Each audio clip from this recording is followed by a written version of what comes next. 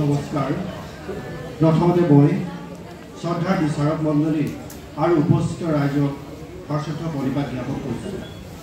সকলো প্ৰতিশোধ নাটৰ ধৃতৰাষ্ট্ৰ আৰু গান্ধাৰী সংলাপকেইটি পৰিৱেশন কৰিবলৈ মাত্ৰ চেষ্টা কৰিছোঁ।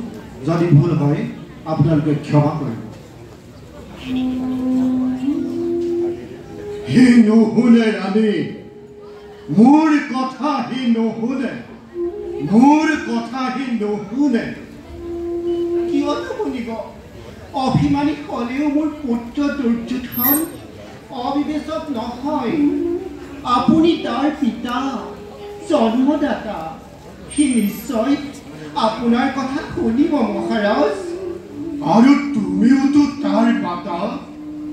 পুত্ৰই যদি পিতাৰ কথা শুনিব পাৰে, এই মাতাৰ কথা নুশুনাকৈ নাথাকে গান্ধাৰী। মই কিমান বুজালো, কিমান চেষ্টা কৰি চালো, কিমান অনুনয় বিনয় কৰিলো, সকলো মিছা হ'ল মহাৰাজ। আৰু কি মই তাক বুজোৱা নাই? মই তাক অনুৰোধ কৰিবলৈ বাকী ৰাখিছো। কতদিন কাষত বহুৱাই কেঁচুৱা ল'ৰাৰ দৰে গাত হাত ফুৰাই ফুৰাই ইমান বুজালো। দুৰ্যোধন, যুদ্ধ নকৰিবি। পাণ্ডৱ তোৰ পৰ নহয়। সি মুখ সামুৰাই গুচি গ'ল। বিশ্বাস নহয় মহাৰাজ। কি বিশ্বাস নহয় গান্ধাৰী? আপোনাৰ কথা।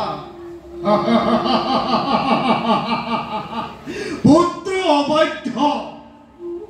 আৰু তুমিও দেখিছো এই ধৃতৰাষ্ট্ৰক জন্মান্ধ বুলি, বৃদ্ধ অপদাৰ্থ বুলি বিশ্বাস নকৰিবলৈ শিকিছা গান্ধাৰী। অভিনয় নকৰিব মহাৰাজ। এই কুৰুক্ষেত্ৰ ৰণৰ কাৰণে কৌৰৱৰ পিতা আপুনি, আৰু সেইবাবে আপুনিয়েই বেছি দায়ী। শাস্তি দিয়া, শাস্তি দিয়া ৰাণী, শাস্তি দিয়া। ৰাজেশ্বৰী তুমি, ৰাজমাতা তুমি মোক শাস্তি দিয়া। নভৈতা পুত্ৰৰ অকাল মৃত্যুত যাৰ বুকু নকপিল, সেই শাস্তি দিয়া পুৰুষৰ কঠোৰ পাষাণ হৃদয়ক বলাকাৰীয়ে কি শাস্তি দিব মহাৰাজ? কি শাস্তি দিব?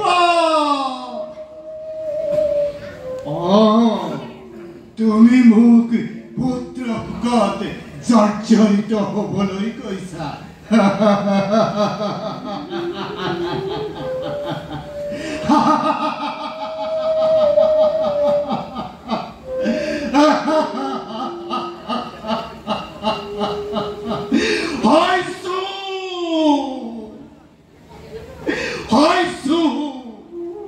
আজি বহু দিনৰ আগতে কৈছিলো, যিদিনা তুমি কৰুণাময় জধনীয়ে নিজ গৰ্ভত ধাৰণ কৰা শিশুক মহাৰাজ, গৰ্ভৰ ভিতৰতে লোৰ মুক্তৰে মহাৰাজ, মাৰিয়াই মহাৰাজ, মাৰিয়াই মহাৰাজ, এই মাংস পিণ্ডত পৰিণত কৰিছিলা।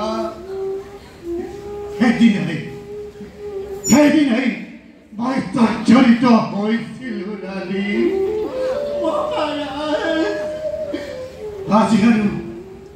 আজি আৰু অশ্ৰু ঢুকিবলৈ বাকী নাই।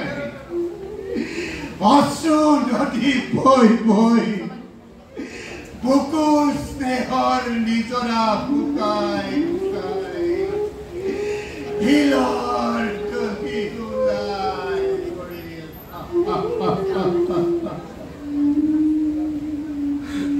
গান্ধাৰী গান্ধাৰী গান্ধাৰী মহাৰাজ হে মতি ভ্ৰষ্ট দুৰ্বল বৃদ্ধময় অস্থিৰ মগজু